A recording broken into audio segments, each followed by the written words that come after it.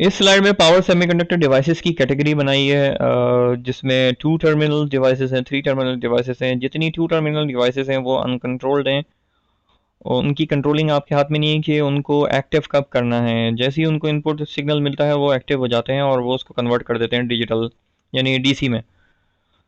और जितनी 3 terminal devices हैं वो फुली कंट्रोल्ड हैं, उनकी कंट्रोलिंग आपके हाथ में होती है।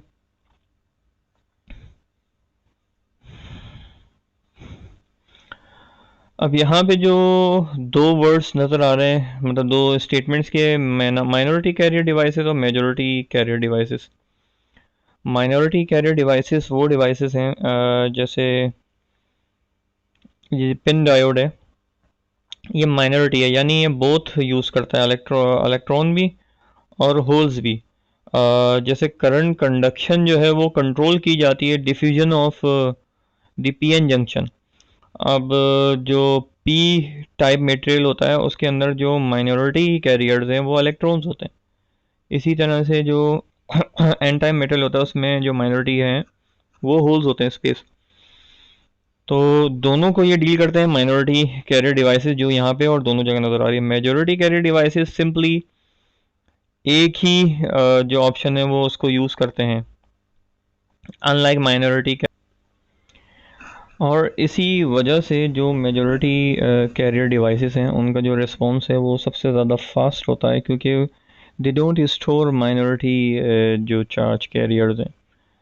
और सिंपली जो मेजॉरिटी कैरियर्स हैं उन्हीं को ये क्या कहते हैं फोकस करते हैं। या तो अब जैसे मेजॉरिटी चार्ज कैरियर से मुराद ये है कि एन टाइप मटेरियल के अंदर जो इलेक्ट्रॉन्स है वो मेजॉरिटी में होते हैं और जो पी टाइप मटेरियल में होल्स होते हैं। तो किसी एक के कॉम्बिनेशन और जंक्शन बना के ये उसके साथ काम किया जाता है, जिसकी वजह से इनका रिस्पॉन्स जो है वो ज़्यादा होता है।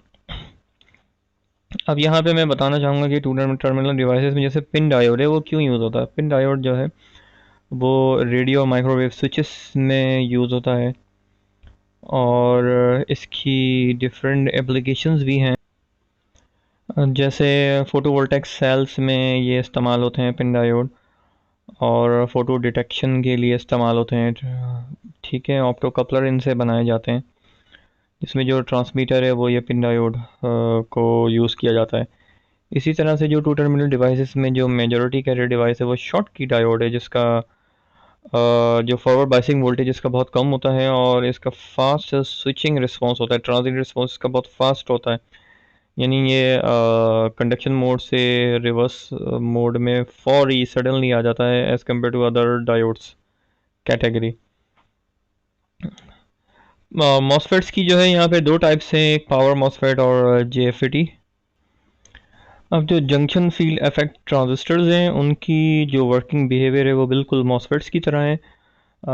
बस जो मेजर डिफरेंस है वो ये है कि जो मॉसफेट का जो गेट है वो इंसुलेटेड गेट होता है, इसको हम आईजी फेड भी कहते हैं, इसी वजह से insulated gate field effect transistor. और इसका जो स्विचिंग रिस्पॉन्स है वो ज़्यादा फास्ट होता है एज़ कम्पेयर टू जेएफईटी। और इसकी जो इनपुट इम्पिडेंस है वो मॉसफेट की बहुत ज़्यादा होती है कि जब इसको ऑन करना होता है तो विद मिनिमम और ज़ीरो करंट जो है रिक्वायरमेंट के साथ ये एक्टिव हो जाता है एज़ कम्पेयर टू जेएफईटी, क्योंकि जेएफईटी की जो रिवर्स बाइसिंग में पीएन जंक्शन मौजूद होती है तो इसके पास सिर्फ एक ही मोड ऑफ ऑपरेशन बचता है, डिप्लीशन मोड में काम करता है, जबकि पावर मॉसफेट जो है डिप्लीशन और इनहेंसमेंट दोनों मोड्स में ये काम करता है। 3 टर्मिनल डिवाइसेस में जो माइनॉरिटी कैरियर डिवाइसेस में आईजीबीटी, बीजेटी और थायरिस्टर्स है, जो मैं आपको ऑलरेडी बता चुका हूँ कि आईजीबीटी जो है वो जॉइंट ट्रांजिस्टर यानी जीटीआर और पावर मॉसफेट्स का कॉम्बिनेशन होता है। बीजेटी नॉर्मल ट्रांजिस्टर होता है, करंट कंट्रोलिंग डिवाइस। थायरिस्टर जो है वो कंट्रोल डायोड होता है, हाफ कंट्रोल डिवाइस है ये। अब जो प्रीवियस स्लाइड में मैंने डिस्कस करी थी टाइप्स पावर इलेक्ट्रॉनिक डिवाइसेस की, तो अब इनकी क्लासिफिकेशन बाय कंट्रोल जो ऑलरेडी मैं बता चुका हूँ कि अनकंट्रोल्ड डिवाइसेस में जैसे डायोड आता है 2 टर्मिनल डिवाइस है, अनकंट्रोल्ड है बाय कंट्रोल सिग्नल, आप उसको कंट्रोल नहीं कर सकते किसी भी कंट्रोलर को लगा के, जस्ट उसका काम जो है वो रेक्टिफिकेशन है और वो कन्वर्ट कर देगा एसी को डीसी के अंदर, पल्सेटिंग डीसी के अंदर, नॉट प्योर डीसी। उसके लिए आपको फिल्टर्स की ज़रूरत पड़ेगी। फिर एक और कैटेगरी है जो दरमियान में आती है, हाफ कंट्रोलिंग डिवाइसेस, जैसे थायरिस्टर है, 3 टर्मिनल डिवाइस है। ये भी डायोड होता है मगर इसके साथ एक कंट्रोलिंग एलिमेंट होता है। Turn on by control signal बस but turn off by power circuit, यानी उसकी गेट पे फायरिंग एंगल आपको देना होता है जब आपने उसको ऑन कराना है, और जब तक पावर जो है वो मौजूद होगी, यानी जो उसके जो वोल्टेजेस हैं वो फॉरवर्ड बाइसिंग से ऊपर होंगे तो उस वक्त वो कंडक्शन होती रहेगी, और जैसे ही वो पावर ऑफ होगी उस बिलो दी थ्रेशोल्ड, तो डिवाइस जो है वो ऑफ हो जाएगी। फुली कंट्रोल डिवाइसेस में power MOSFET, IGBT, insulated gate, bipolar transistor, GTO जो है वो गेट टर्न ऑफ थायरिस्टर है, ये भी थायरिस्टर की टाइप है। आईजीसीटी जो है वो इंसुलेटेड गेट कम्यूटेड थायरिस्टर है, ये एक ऐसी टाइप है जिसके अंदर प्रॉपर्टी है ट्रांजिस्टर की और थायरिस्टर की। ट्रांजिस्टर की तरह ये ऑफ होती है डिवाइस, और जब ये ऑन होती है यानी कंडक्शन करती है करंट, तो ये बिहेव्स लाइक अ थायरिस्टर, यानी एसी को डीसी में ये कन्वर्ट कर देती है। ट्रांजिस्टर ऐसा नहीं करता, ट्रांजिस्टर 3 लेयर डिवाइस है, थायरिस्टर जो है वो 4 लेयर डिवाइस है, तो ये उसकी हाइब्रिड कॉम्बिनेशन है। और ये फुली कंट्रोल डिवाइसेस हैं जो कि ऑन और ऑफ बाय कंट्रोल सिग्नल होती हैं। ये उस वक्त ऑफ नहीं होगी जब तक आप इसको ऑफ नहीं करेंगे, और दरम्यान में आप ऑफ करना चाहते हैं तब भी ऑफ हो जाएगा।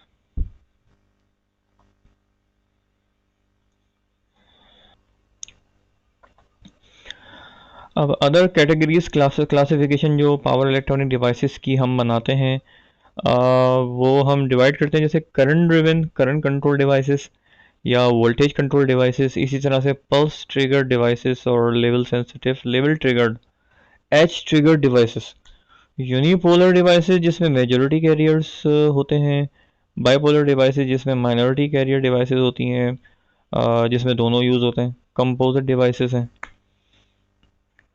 अब करंट डिवाइसेस में आती हैं जीटीओ, जीटीआर और थायरिस्टर। वोल्टेज ड्रिवन के अंदर पावर मॉसफेट्स हैं, आईजीबीटी, स्टैटिक इंडक्शन थायरिस्टर्स हैं, और जो मॉस टेक्नोलॉजी को यूज़ करते हुए, मॉस की प्रॉपर्टी को यूज़ करके और थायरिस्टर को मिलाकर एमसीटी को बनाया जाता है, यानी मॉस यानी मेटल ऑक्साइड सेमीकंडक्टर, ये ट्रांजिस्टर थायरिस्टर, और इसका पूरा एब्रीविएशन बनेगा मॉस कंट्रोल थायरिस्टर, आईजीसीटी। मैं पहले ही बता चुका हूँ आपको। ये कम्यूटेड ट्रांजिस्टर है और थायरिस्टर है, sorry, insulated gate commutated thyristor. Pulse triggered devices में थायरिस्टर को भी डाला जाता है, जीटीओ भी इसमें आते हैं। लेवल सेंसिटिव एज ट्रिगर्ड के अंदर मॉसफेट, आईजीबीटी और स्टैटिक इंडक्शन थायरिस्टर्स या ट्रांजिस्टर्स दोनों आते हैं, एमसीटी और आईजीसीटी भी आते हैं। यूनिपोलर डिवाइसेस के अंदर खाली सिट और मॉसफेट, पावर मॉसफेट और एसबीडी डिवाइसेस को भी यूज़ किया। एसबीडी स्टैंड्स फॉर शॉर्ट की बैरियर डायोड, और इनका फॉरवर्ड बाइसिंग जो वोल्टेज है वो एक्सट्रीमली लो होता है और extremely high fast switching time होता है, मगर जो रिवर्स लीकेज करंट है रिवर्स बाइसिंग मोड में वो बहुत ज़्यादा हाई होता है, तो इसलिए रिवर्स बाइसिंग मोड में इनको यूज़ नहीं किया जा सकता। इसी तरह से यूनिपोलर डिवाइसेस में के अलावा बायोपोलर डिवाइसेस हैं जिसमें माइनॉरिटी कैरियर डिवाइसेस को यूज़ किया जाता है। Ordinary power diode, thyristor, GTO, GTR, Sith, MCT, IGBT और आईजीसीटी को भी बायोपोलर डिवाइसेस में डाला जाता है माइनॉरिटी कैरियर्स में। कंपोजिट डिवाइसेस में आईजीबीटी, सिथ और एमसीटी यानी कंपोजिशन है, कॉम्बिनेशन है टू डिफरेंट टेक्नोलॉजीज़ का। अब थायरिस्टर की जो वेराइटीज़ हैं उनमें फेस कंट्रोल थायरिस्टर्स हैं जो एससीआरस हैं, और इसी तरह से by directional face controlled thyristors हैं जो कि बीसीटी हैं। अब जो फेस कंट्रोल थायरिस्टर है वो कॉमन टाइप है थायरिस्टर्स की जो हम यूज़ करते हैं, और सिमिलरली जो by directional face control thyristors हैं वो एक ऐसा थायरिस्टर है जिसमें डबल यानी बाई डायरेक्शनल उसमें करंट कंडक्शन हो सकती है, और गेट जो है दोनों के सेपरेट कर दिए जाते हैं। ये वहाँ पर यूज़ होते हैं जहाँ पर आप ट्राइक को यूज़ नहीं कर सकते, तो वहाँ पर ये by directional face control thyristors को यूज़ किया जाता है। एससीआर जो फास्ट स्विचिंग थायरिस्टर्स हैं उनको मतलब फास्ट स्विचिंग के लिए बनाया गया है। यानी कंडक्शन मोड में आने के लिए उनको बहुत कम टाइम लगता है। Light activated silicon controller rectifier जो है वो फोटो लाइट डिटेक्शन या इस तरह की डिवाइसेस पे इनको लगाया जाता है, कि जिसमें हम ट्रांसीवर और रिसीवर के दरमियान फिजिकल कांटेक्ट या कनेक्शन नहीं चाहते। किसी ऑब्जेक्ट डिटेक्शन के लिए हम उसको यूज़ कर सकते हैं एज अ सेंसर। और डिटेक्शन के वक्त हम ये चाहते हैं कि जो एसी सप्लाई वो डीसी में कन्वर्ट हो जाए, तो उसके लिए एलएससीआर यूज़ होते हैं। बाई डायरेक्शनल डायोड जो है उसमें डायरेक्ट है, और ये भी डायरेक्ट थायरिस्टर्स होते हैं, और टू टर्मिनल डिवाइस है ये बोथ डायरेक्शन में एसी को डीसी में कन्वर्ट कर देती है।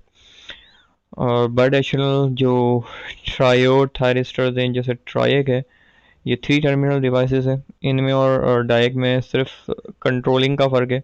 इनको फायरिंग या कंट्रोलिंग सिग्नल गेट के थ्रू दिया जाता है, तो थ्री टर्मिनल डिवाइस है ये।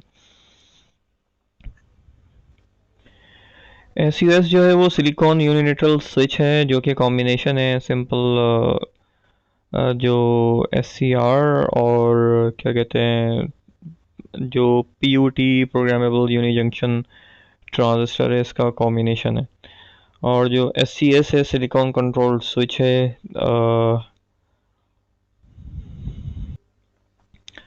और इसकी प्रॉपर्टी यह है कि इसके अंदर दो गेट्स होते हैं, और दोनों साइड्स पर आप किसी भी एक कंट्रोलिंग पिन को यूज़ करके इसको ऑन और ऑफ कर सकते हैं।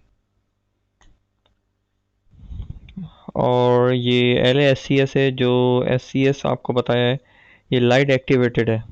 बस इन दोनों में फ़र्क ये है कि ऑप्टिकल जो लाइट है, इंफ्रारेड लाइट है, उसके अकॉर्डिंगली ये एक्टिवेट होगा। और ये जो प्रोग्रामेबल यूनि जंक्शन ट्रांजिस्टर है, ये जो है एक ऐसा ट्रांजिस्टर है जिसकी फोर लेयर्स होती हैं। जैसे मॉसफेट्स के अंदर हमने देखा है, ट्राइक के अंदर देखा है, एस सी आर के अंदर देखा है। जैसे एन पी एन ट्रांजिस्टर हमने पढ़ा है, तो ये पुट के अंदर एन पी ये चार लेयर्स होंगी, या पी एन और पी एन ये मिल के चार लेयर्स बनेंगी। इसकी भी property similar to the S C R होती है, बट इसके अंदर एक प्रॉपर्टी है प्रोग्रामिंग की, कि आप इसका जो पीक वोल्टेज है उसको आप प्रोग्राम कर सकते हैं कि कितना होना चाहिए। सिमिलरली जो output efficiency input upon output, वो जो है क्या कहते हैं वो आप सॉरी आउटपुट अपॉन इनपुट होती है आउटपुट एफिशिएंसी, वो भी आप इससे कंट्रोल कर सकते हैं गेट टर्मिनल के थ्रू। अब जो रिवर्स कंडक्टिंग थायरिस्टर है, इसमें थायरिस्टर के साथ एक एंटी पैरेलल जो है वो फ्री व्हीलिंग डायोड लगा होता है, और उनकी प्रॉपर्टी जो है वो इसको यूज़फुल बनाती है इन्वर्टर के अंदर, जहाँ पे आपको फ्री व्हीलिंग डायोड की भी ज़रूरत होती है। अगर आप इंडक्शन कोई लोड आप इंडक्टिव लोड इस्तेमाल कर रहे हैं मोटर्स का, तो उसकी बैक ई एम एफ को किल करने के लिए आपको फ्री व्हीलिंग डायोड की ज़रूरत होती है। तो आप आर सी टी को ईज़िली यूज़ कर सकते हैं वहाँ पर।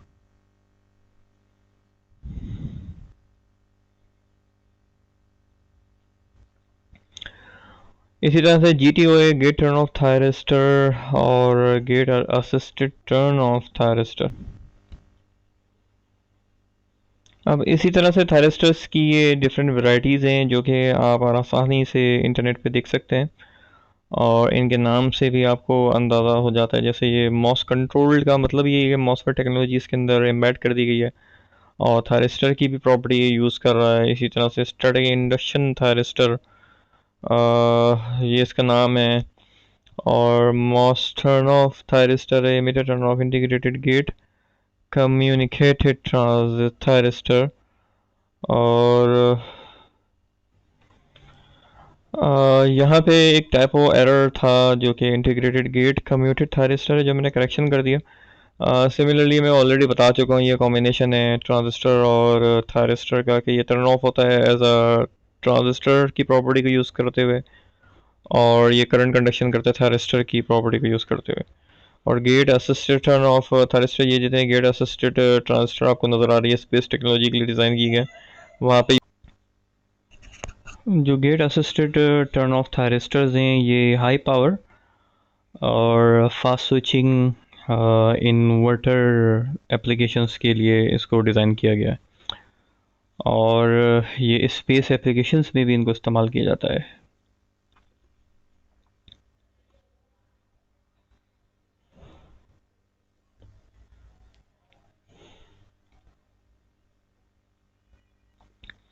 अब यहाँ पे जो टर्म जो यूज़ करिए कि पैसिव और एक्टिव क्या है, पैसिव में कोई एक्सटर्नल जो है वो फीडबैक नहीं होता जिससे जो आउटपुट है वो जो कंट्रोल किया जाएगा, जबकि एक्टिव डिवाइसेस जितने एक्टिव कंट्रोल सिस्टम्स हैं उनके अंदर फीडबैक एलिमेंट होता है जिसके थ्रू जो आउटपुट उसको एडजस्ट करने के लिए कंट्रोल सिग्नल जो है वो एक्टिव किया जाता है।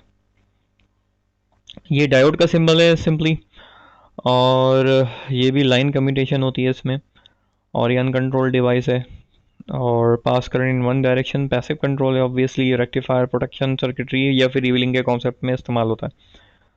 आईजीबीटी जो है ये कॉम्बिनेशन होते हैं जीटीआर और मॉसफेट्स का, पावर मॉसफेट्स। फोर्स कम्यूटेशन इसके अंदर पॉसिबल है।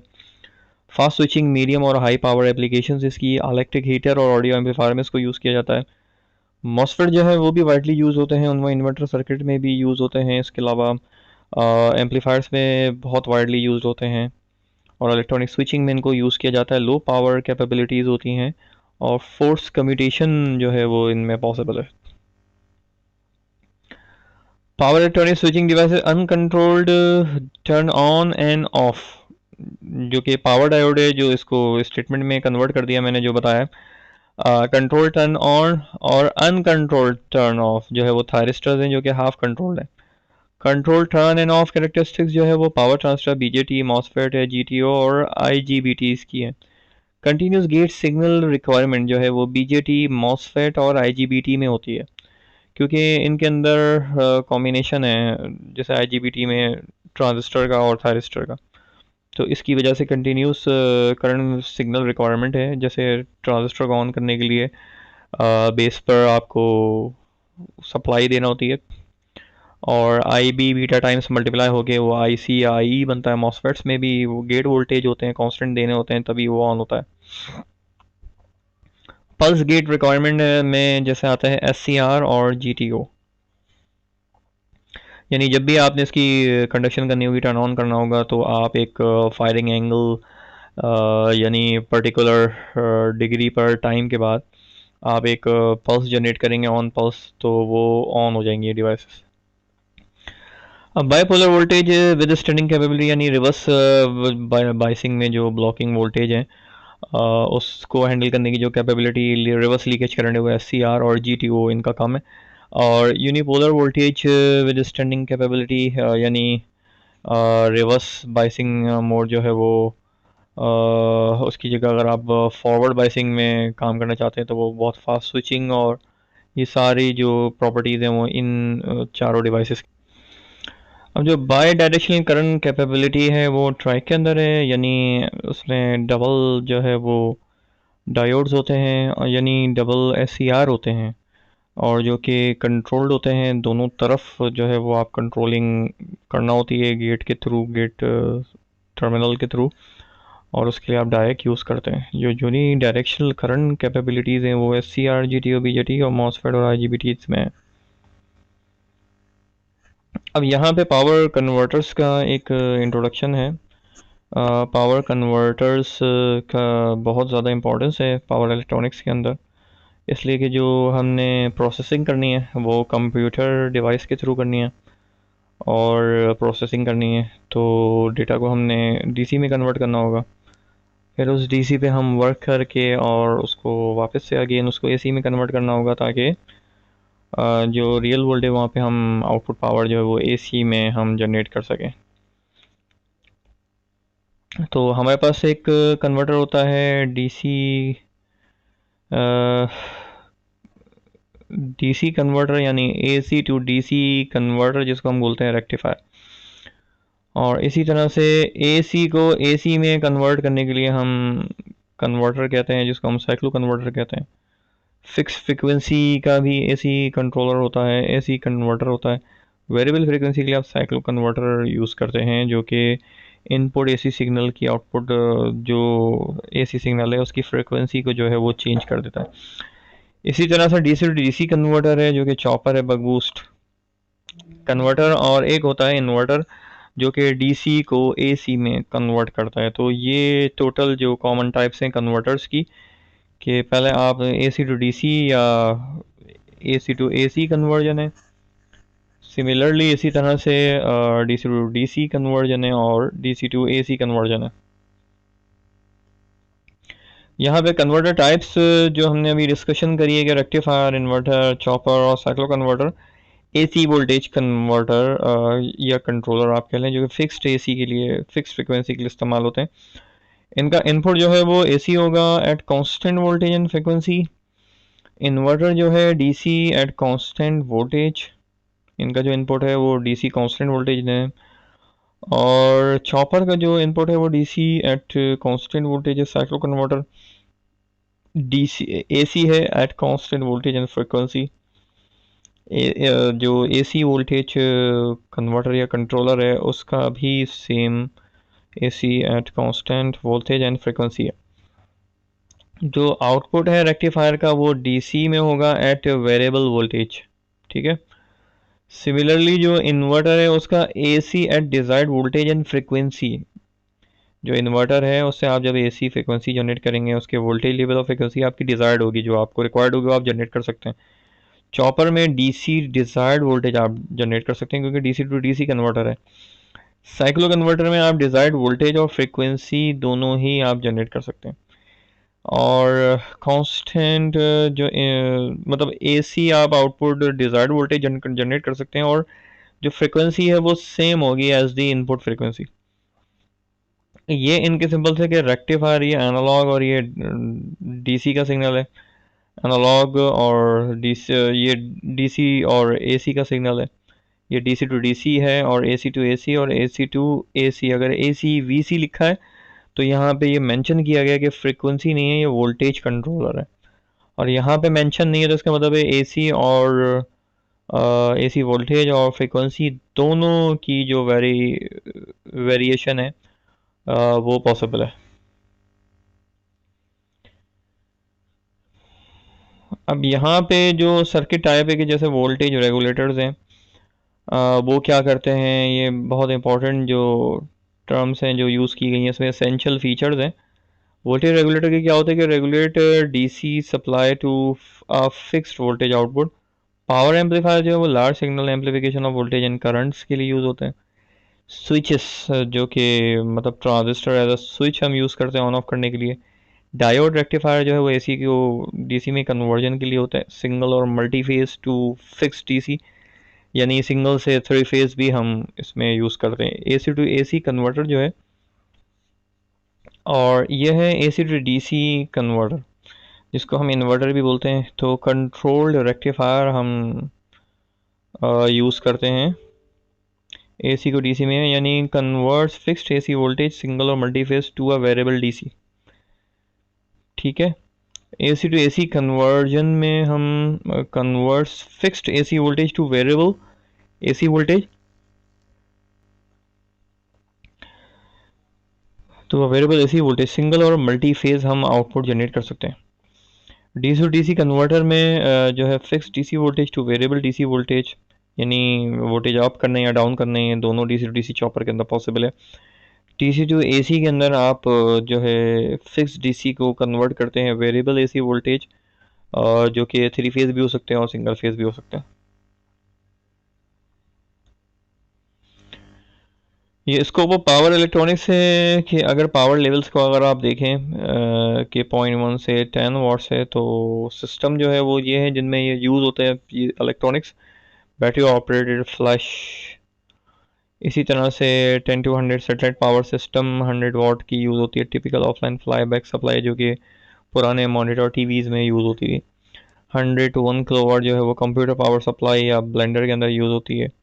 इसी तरह से हीटर है, और जो 10 to 100 किलोवाट इलेक्ट्रिक कार और एडी करंट ब्रेकिंग है, इसको यूज़ करने के लिए, क्योंकि बैक ईएमएफ इंट्रोड्यूस करा के जो रिवर्स डायरेक्शन में करंट है वो इंड्यूस कराना, उसके लिए ज़्यादा पावर चाहिए। और इसी तरह से बस और माइक्रो एसएमईज के अंदर जो है वो 100 किलोवाट से 1 मेगावाट तक हम यूज़ करते हैं।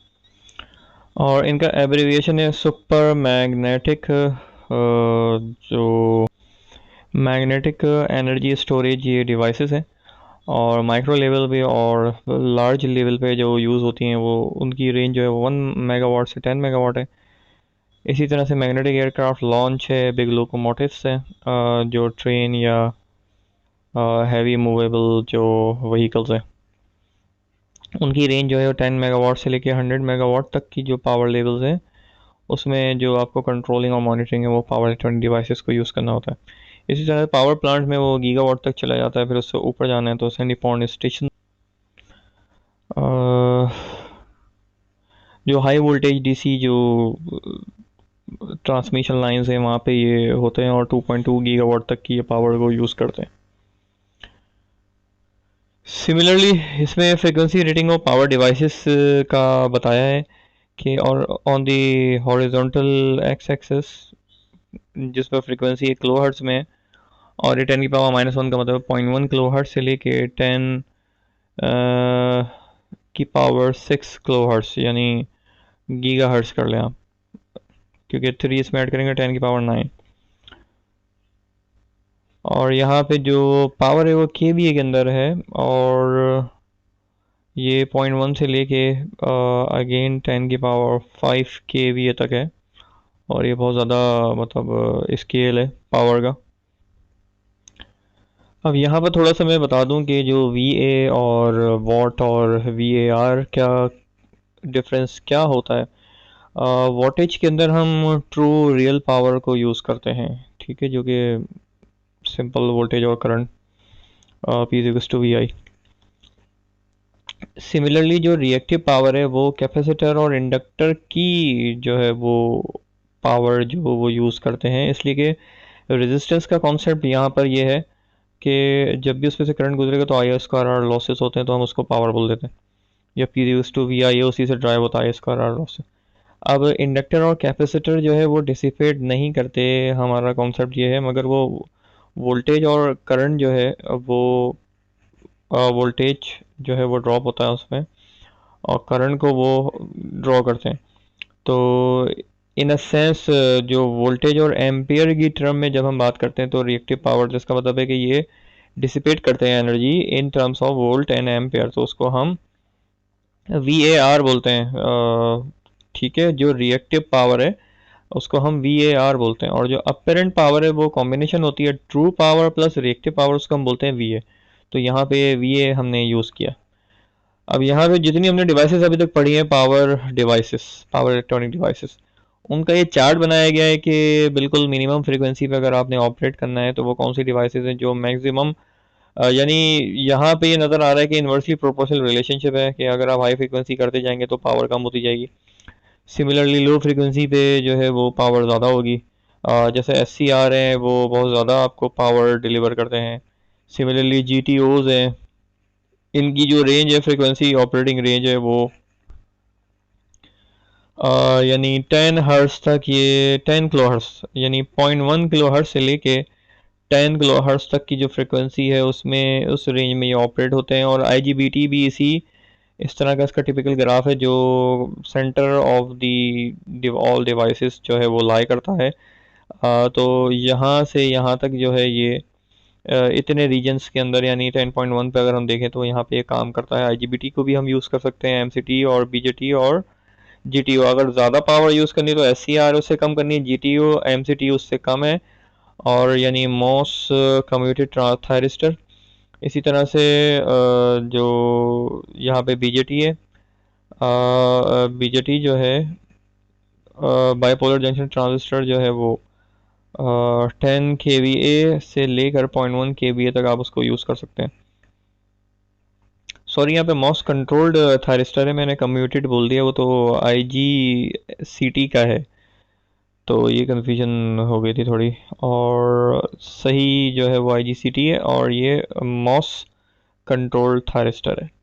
ये IGBT है और ये डिफरेंट इसकी कि 6 किलो वोल्ट से लेकर 600 एम्पेयर तक इसकी कैपेबिलिटी है, ड्राइविंग कैपेबिलिटी है। और इसकी फ्रीक्वेंसी जो रेंज है वो 10 किलो हर्ट्स, यानी आप यहाँ पे अगर देखें तो ये 1 किलो हर्ट्ज से थोड़ा सा ज़्यादा, 1.2 किलो हर्ट्ज से लेकर और 10⁻² किलो हर्ट्ज या ऑलमोस्ट 10⁻³ किलो हर्ट्ज यानी 1 मेगा हर्ट्ज तक इसको आप यूज़ कर सकते हैं हाई फ्रिक्वेंसी पे।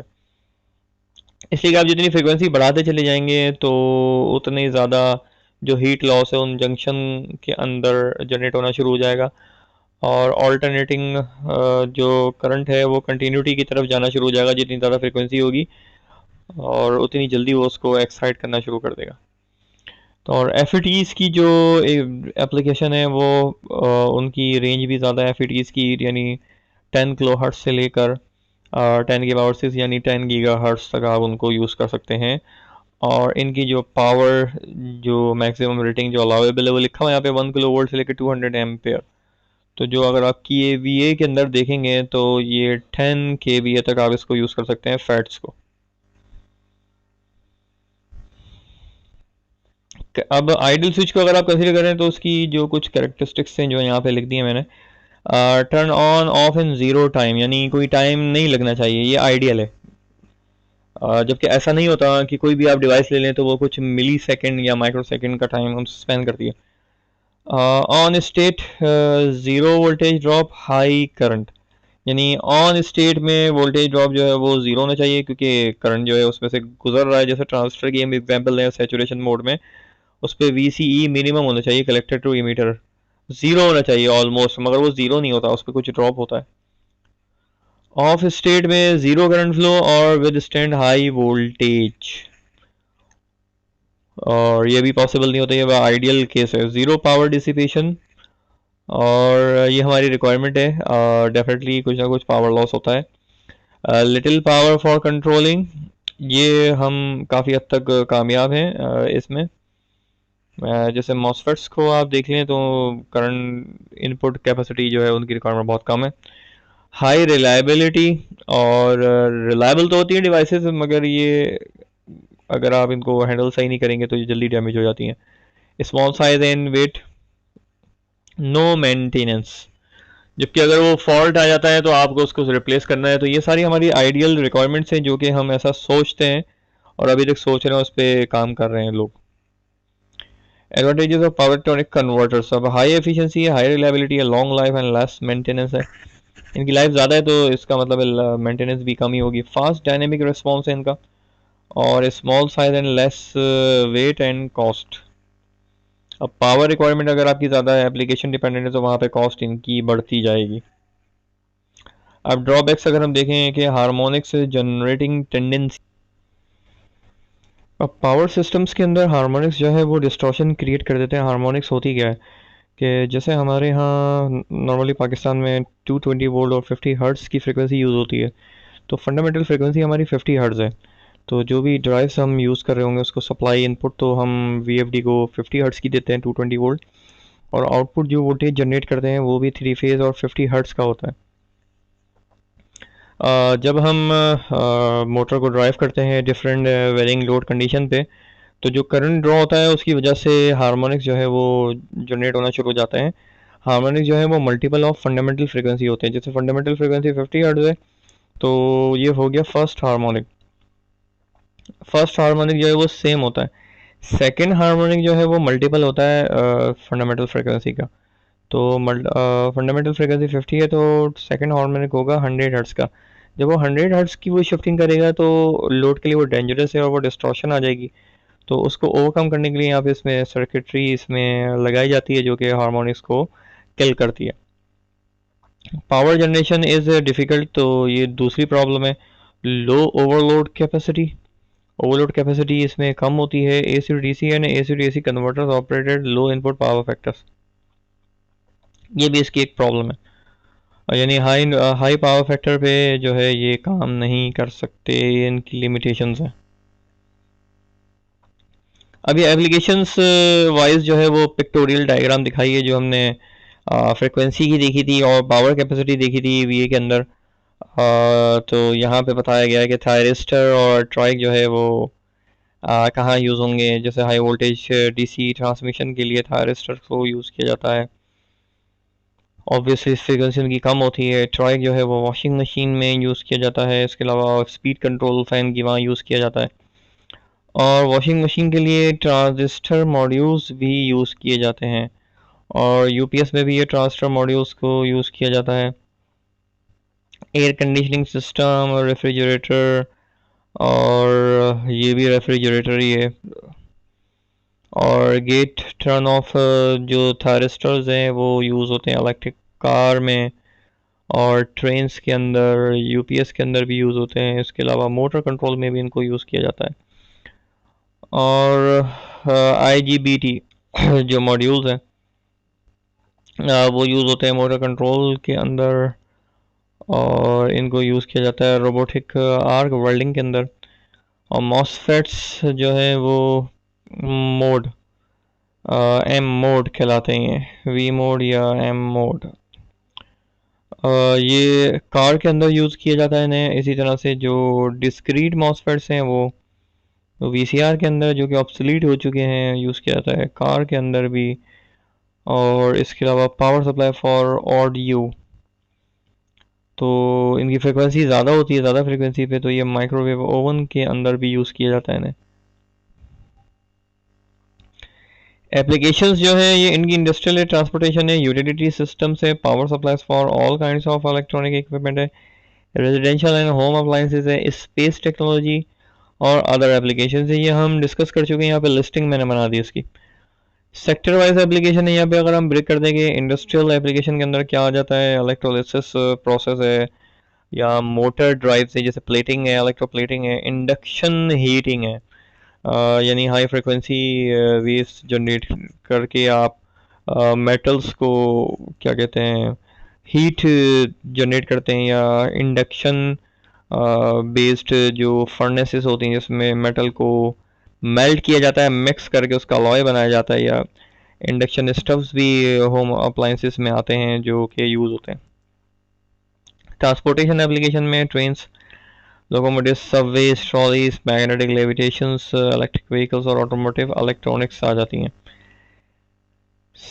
सिमिलरली यूटिलिटी सिस्टम्स के अंदर हाई वोल्टेज डीसी ट्रांसमिशन है, फ्लेक्सिबल ट्रांसमिशन है, AC transmission, static VR, volt ampere, reactive compensation and harmonic separation में इनको यूज़ किया जाता है, जैसे टीसीआर, टीएससी और एसवीजी और APF. Custom power and power quality control,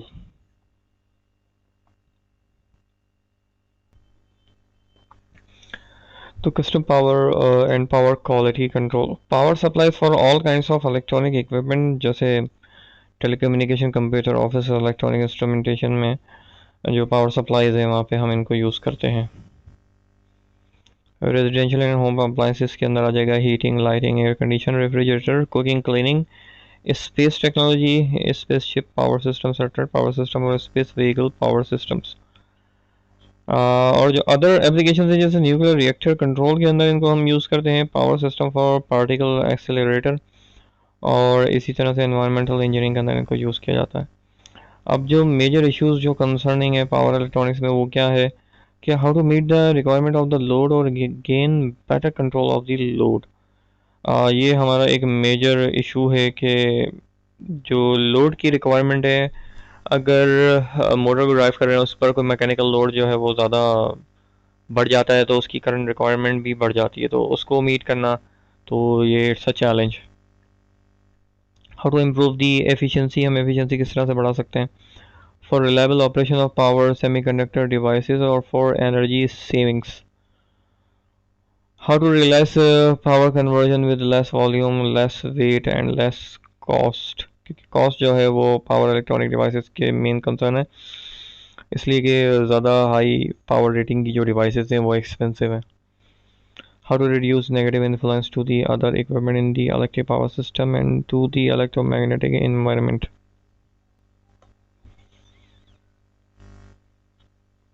Major topics for the devices जो है appearance, structure and symbol, physics of operation characteristics, जैसे static characteristics है, switching characteristics है इन devices की, स्पेसिफिकेशन है, स्पेशल इश्यूज हैं devices of the same family. इसलिए कि ये कोर्स जो है वो पावर इलेक्ट्रॉनिक्स का कोर्स नहीं है। यहाँ पे एक ब्रीफ सा इंट्रोडक्शन मैंने दिया है इस वीक नंबर 9 के लेक्चर में। और पावर जो सिस्टम टेक्नोलॉजी के जो स्टूडेंट्स हैं उनको पावर इलेक्ट्रॉनिक्स का लाजमी पता होना चाहिए और उसको इन डेप्थ इनको पढ़ना चाहिए, क्योंकि ये पीएलसी एंड ड्राइव्स का कोर्स है। इसके अंदर जो है वो एक जस्ट इंट्रो का मैंने ये लेक्चर प्रिपेयर किया है आप लोगों के लिए। फाइनल जो है ये क्वेश्चंस हैं जो कि रिव्यू क्वेश्चंस हैं कि define power electronics, what are the subjects that contribute to power electronics. इसी तरह से जो आखिर में what are the major concern areas हैं और इनके ड्रॉबैक्स क्या हैं, सिंबॉलिक रिप्रेजेंटेशन आपको पता होनी चाहिए। तो ये कंप्लीट जो है ये लेक्चर है। अल्लाह हाफ़िज़।